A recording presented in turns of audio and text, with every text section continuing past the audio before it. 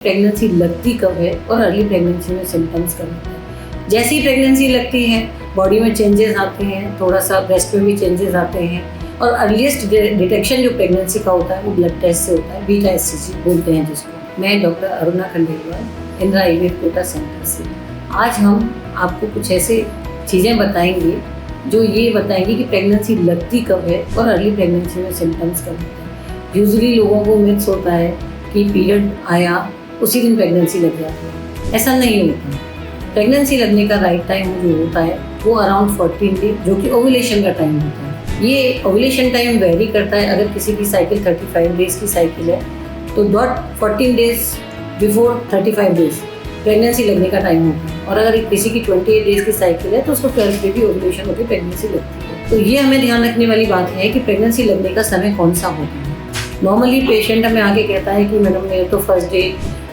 थी नहीं और मुझे प्रेगनेंसी कैसे लगी।